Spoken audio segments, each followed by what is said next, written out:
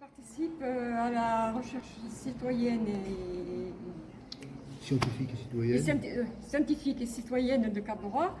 Je participe pour faire évaluer les droits des personnes en situation de handicap et de vulnérabilité.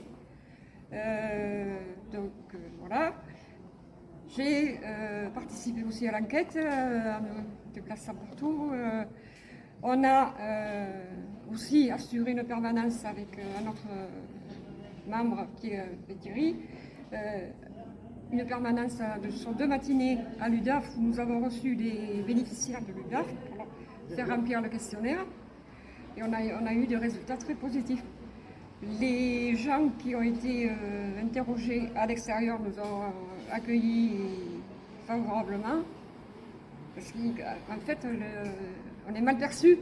À l'extérieur, on est mal perçu parce qu'il y a beaucoup de gens qui ne savent pas ce que c'est qu'une mesure d'accompagnement juridique, ils ne le savent pas. Donc c'est des fois difficile de faire passer le message. Comment vous avez été contacté pour cette enquête? J'ai été contacté par Cap-Droit, c'est Cap-Droit parce que je suis membre de Cap-Droit. D'accord. Donc chercheuse, facilitatrice chercheuse, voilà, exactement. À l'origine, je suis rentrée à la demande de M. Michelet, le directeur de l'UDAF de Montauban, et à la demande de M.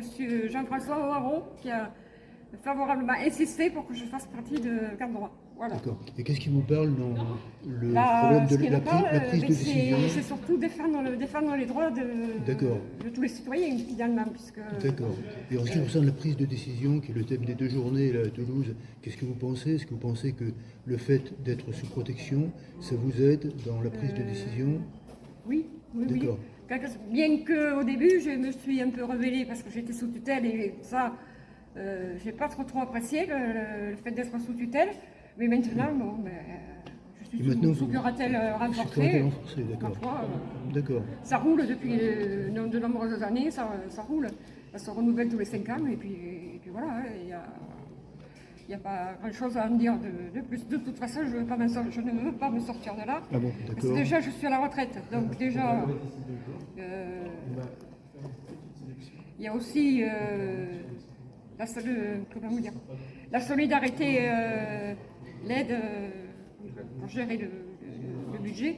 Et je préfère autant qu'on me le gère à ma place plutôt que moi me retrouver à avoir les factures à payer et ainsi de suite. Je préfère que ça soit ça. Donc voilà. Et qu'est-ce que vous pensez de la prise de décision? Qu'est-ce que ça représente pour vous, prendre une décision? Prendre une décision, ça peut être difficile parfois, tout dépend pourquoi. Tant que je me souvienne, par exemple, pour des interventions chirurgicales, qui donc ça peut-être rien à voir avec le sujet, mais des fois c'est difficile quand un médecin vous dit il faut vous faire opérer. Tant que le chirurgien n'a pas expliqué le pourquoi du comment, on est un peu entre les deux, on dit j'y vais pas. Et finalement, comment ça s'est passé? Vous avez accepté ce que proposait le chirurgien? Oui, bien sûr. De toute façon, c'était une question de santé aussi. Sauf il y en a une que je n'ai pas encore acceptée, c'est mon intervention sur les yeux. La cataracte, je ne l'ai pas encore faite. Mais bon, ça viendra.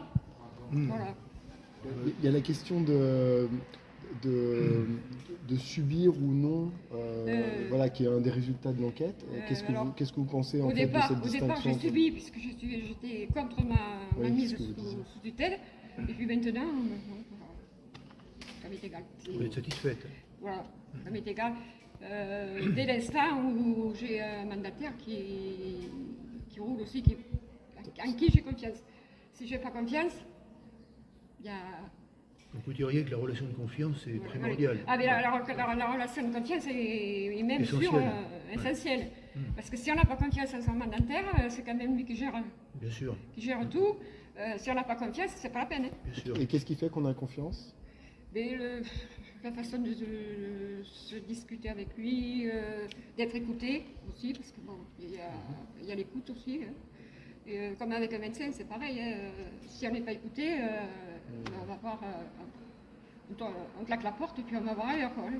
Donc Et c'est surtout l'écoute, l'écoute, puis bon, les conseils aussi, puisque sont là aussi pour nous conseiller.